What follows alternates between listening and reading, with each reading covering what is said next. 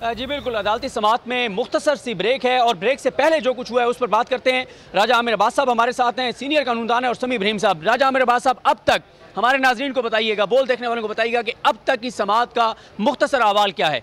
देखिए, अब तक की समाअत और आने वाली समाअत में जो सबसे इम्पोर्टेंट लैग था, ये जो पीरियड था, वो इलेक्शन कमीशन ऑफ पाकिस्तान के साथ जो बहस हुई और उनका जो मौक़िफ़ था, क्योंकि असल चीज़ जो चैलेंज हुई है वो उन्हीं का लेटर है, उन्हीं का हुक्मनामा है। और इस दौरान दो चीज़ें बड़ी वाज़ेह तौर पे सामने आई।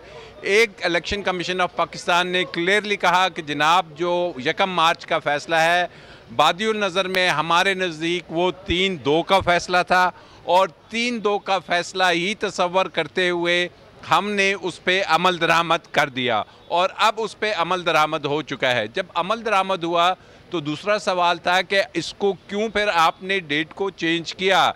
इसके दो पहलू हैं। कानूनी पहलू का जवाब वो शायद इस वक्फे के बाद देंगे कि उन्हें आइन की कौन सी, वो 218(3) की बात करते हैं, क्या वो उन्हें अथॉरिटी देती है या नहीं कि वो सदर के हुक्म के बाद ये डेट चेंज करे।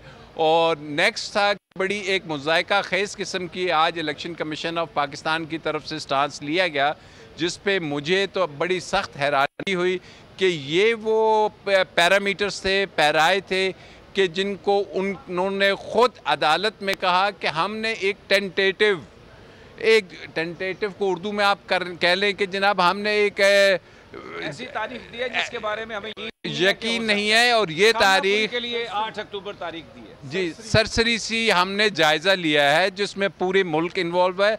और ये टेंटेटिव जो तारीख है ये तो फिर बढ़ भी सकती है, और जिस पे बज़ाहिर मुझे लगा कि जो PDM की जमातें थी उन्हें काफ़ी तशवीश मुझे नज़र आ रही है कि ये बात, क्योंकि केस ही ये है कि आया इलेक्शन कमीशन ने जो मुलतवी करने के ग्राउंड्स लिए हैं, जो रीज़न्स दिए हैं, वो प्लॉजिबल हैं क्या। उसके तहत कल से चीफ जस्टिस साहब एक ही बात कर रहे थे कि थ्रेशोल्ड क्या है। आपने भी ये सुना और आपने जिक्र भी किया, समी साहब ने भी कहा कि जी थ्रेशोल्ड बीबी के केस में देखें, बीबी का मर्डर एक नेशनल, उसमें फिर सिंध में ये हालात हो गए कि तमाम पोलिंग स्टेशंस को आग लगा दी गई, वहाँ पे पोलिंग अमला गायब हो गया। उस थ्रेशोल्ड के मुताबिक अब जब एक टेंटेटिव असेसमेंट को सुप्रीम कोर्ट देखेगी तो मैं समझता हूँ कि इसमें अब सुप्रीम कोर्ट कभी भी ये नहीं कहेगी कि इस कौम का जो फंडामेंटल राइट है वो एक इलेक्शन कमीशन की टेंटेटिव असेसमेंट पे रोक दिया जाए, ख़त्म कर दिया जाए और बढ़ा दिया जाए। और सिक्योरिटी के हद तक तो कल जस्टिस मुनीब साहब ने बड़ी क्लियर बात की हुई है कि जनाब जिनकी ये ड्यूटी है तो ड्यूटी एक दिन की नहीं होती, चाहे 2 की हो चाहे 10 की हो। जी सर। जी समी साहब, देखिए, आज जो सबसे इम्पोर्टेंट बात है, मैं हैरान हो गया हूँ। अगर मैं इलेक्शन कमीशन ने जो ISI की रिपोर्ट है, जो IB की रिपोर्ट है, उसके मुताबिक तो ये जो मुल्क है ये रहने के काबिल ही नहीं है। मैं तो हैरान हूँ कि हम किस तरह यहाँ पे ज़िंदगी गुजार रहे हैं। उन्होंने जो सिक्योरिटी की एक तस्वीर खींची है, यानी एक मुकम्मल तौर पे नाकाम हुकूमत है, ये वफाकी हुकूमत नाकाम है, सूबाई हुकूमत नाकाम है, और जो ये रिपोर्ट है उसमें हमारे जो सिक्योरिटी के इदारे हैं वो भी मुकम्मल नाकाम है। चाहे कोई इंटेलिजेंस एजेंसी है, चाहे हमारा कोई लॉ इन्फोर्समेंट है, कोई भी है, वो ये कहते हैं कि जनाब ये मुल्क तो, मैं जब ये सुन रहा था तो मुझे ये लग रहा था कि पता नहीं सुप्रीम कोर्ट से निकल के मैं अपने घर भी जा सकूंगा या नहीं।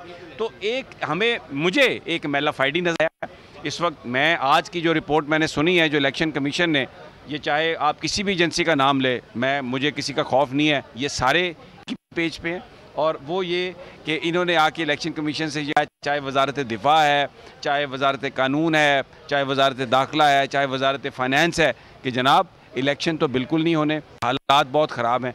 और 80% जो हाई अलर्ट है KP के, और पंजाब में उन्होंने कहा कि सूरत हाल बहुत ख़राब हो गई है। पिंडी को भी उन्होंने ये कहा है, लाहौर को भी ये कहा है। तो इसका मतलब ये है कि जो बाहर पाकिस्तानी हैं वो कोई यहाँ पे इन्वेस्टमेंट ना करें, यहाँ पे जो लोग हैं इनको वीज़े लेके बाहर चले जाना चाहिए। और ये जो हुकूमत है, मेरा सवाल इन एजेंसियों से, इस हुकूमत से ये है कि अगर हालात ये इतने बुरे आप कर चुके हैं और इसमें आप बेहतरी नहीं ला पा रहे, तो ये आप हुकूमत किस चक्कर में कर रहे हैं, कि कौन सा मैंडेट है आपके पास कि आप ये गवर्नमेंट में बैठे हुए हैं। बड़ी पैथेटिक, बड़ी अफसोसनाक सूरत हाल, जो मंजर कशी इन्होंने, इतना प्यारा मुल्क है, लोग यहाँ पे लड़ रहे हैं और ये सिर्फ एक चोरों के टोले को एक इक़्तिदार से चिमटे रहने के लिए जो जस्टिफिकेशंस इन्होंने और जो कौमी इदारों का इस्तेमाल किया, आइनी इदारों का इस्तेमाल किया, हमारी एजेंसियों को इस्तेमाल किया, पैथेटिक और अफसोसनाक, ये मेरी फीलिंग है। और मैं आपको बताऊं, अगर आज प्रोसीडिंग ये जो कोर्ट में हुई अगर लाइव चल रही होती या इसकी रिकॉर्डिंग कोई बैरून मुल्क पाकिस्तानी सुन ले, ना वो अपने बच्चे यहाँ भेजे,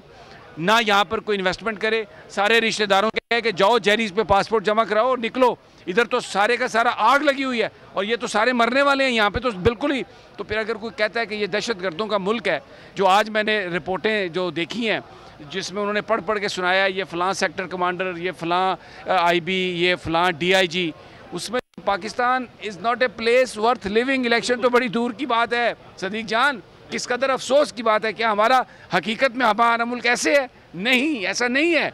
ये जो कुछ भी किया जा रहा है इलेक्शन को मुलतवी करने के लिए एक ऐसी स्कीम बनाई है इन्होंने, वो सारे के सारे आज इधर सुप्रीम कोर्ट में नंगे हो गए, मैं तो ये कहूँगा। बिल्कुल, अभी हम ब्रेक पे जाएंगे, लेकिन जैसे समी इब्राहिम साहब ने बताया कि आज जो कुछ रिपोर्ट्स में पढ़ा गया, हम जो पूरी दुनिया को बताते हैं कि पाकिस्तान अब एक महफूज मुल्क है, हमने दहशतगर्दों के ठिकाने ख़त्म कर दिए हैं, हमारे शोहदा के खून जो है वो रंग लाया है और हमने दहशतगर्दों की कमर तोड़ दी है। लेकिन आज इलेक्शन कमीशन ऑफ पाकिस्तान ने सुप्रीम कोर्ट ऑफ पाकिस्तान में बताया है कि पाकिस्तान एक खौफनाक मुल्क है, एक फेल स्टेट है, रहने के काबिल नहीं है और पता नहीं आगे क्या होने जा रहा है। बहुत खौफनाक। एजेंसियां मिल के बता रही हैं, ये सिर्फ कोई एक एजेंसी नहीं बता रही। जो अफसोस है, चाहे वो अस्करी एजेंसियां हैं, चाहे वो सिविल एजेंसियां हैं, वो सारी की सारी ये मिल के कह रही हैं, एक पेज पे हैं। आज मामला तो खुल के सामने आ गया। बिल्कुल, अभी हम ब्रेक पे जाते हैं, ब्रेक के बाद इंशाल्लाह इस ट्रांसमिशन को दोबारा जारी रखेंगे।